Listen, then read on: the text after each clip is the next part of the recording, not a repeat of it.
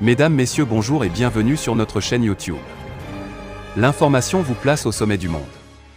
Alors si vous êtes nouveau, abonnez-vous et activez aussi la cloche de notification pour ne plus rien manquer. On commence. Eh bien, très chers auditeurs, vous êtes sans ignorer que seuls Blaise Compaoré et Jean-Baptiste Ouédraogo étaient présents à la réunion souhaitée par le président de la transition, le lieutenant-colonel Paul-Henri Sandaogo Damiba. De quoi nourrir bien des supputations.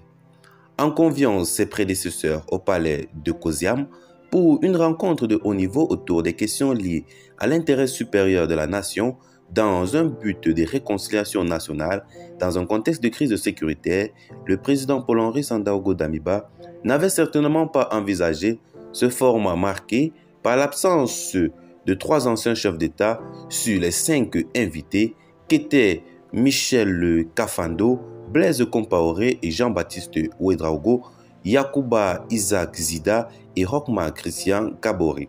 En effet, seuls Blaise Compaoré et Jean-Baptiste Ouédraogo ont répondu présents.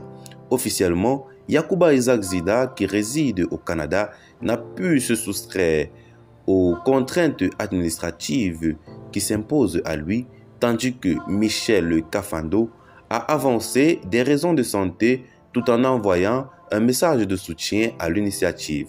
Si l'on en croit une note de la présidence, Rochma Christian Kaboré, lui, n'a pu rejoindre le lieu du rendez-vous parce qu'empêché de quitter son domicile par un groupe de sympathisants et militants du mouvement du peuple pour le progrès, MPP, son parti.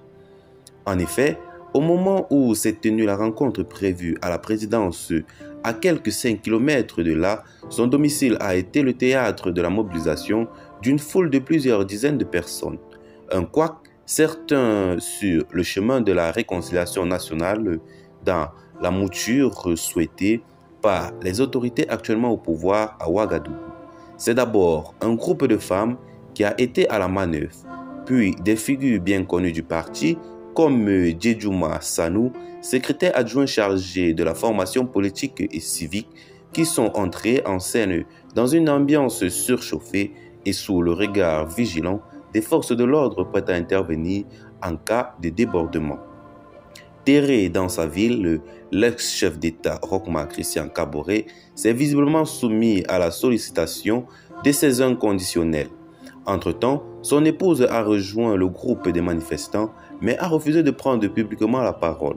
Dans cette foule agitée, un seul mot d'ordre prévaut.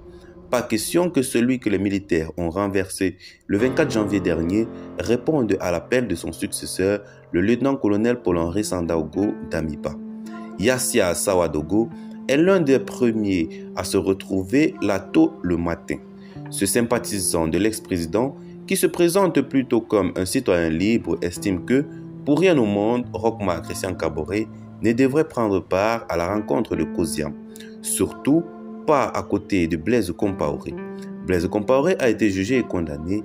Il est indécent de le faire venir pour de soi-disant concertation pour réconciliation. Je ne sais pas pourquoi la justice est muette à propos. Je me demande quel enseignement donner à nos enfants, à nos petits frères, tant les lois de la République sont bafouées. Cela est très grave, d'autant que ça crée des précédents.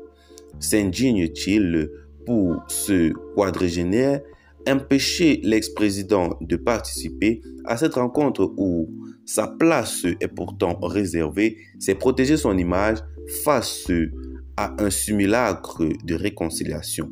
Quant au secrétaire adjoint chargé de la formation politique et civique, Djedjouma Sanou, il a les mots suivants. Je cite: « Je félicite les femmes et la jeunesse du MPP qui ont eu le bon réflexe de venir empêcher que Rochma aille participer à cette mascarade de justice, de réconciliation nationale. Les militaires ont pris le pouvoir le 24 janvier pour dire qu'ils allaient lutter contre le terrorisme en soutenant que Rochma Kaboré n'était pas à la hauteur des événements. Depuis, la situation n'a qu'empiré et au lieu d'aller dans la recherche des solutions, ils sont allés chercher un autre artifice fondé sur le déni de la justice. Parce que Blaise Compaoré est un repris de justice désormais. Il a été jugé et doit être déposé à la maison d'arrêt et de correction de Ouagadougou.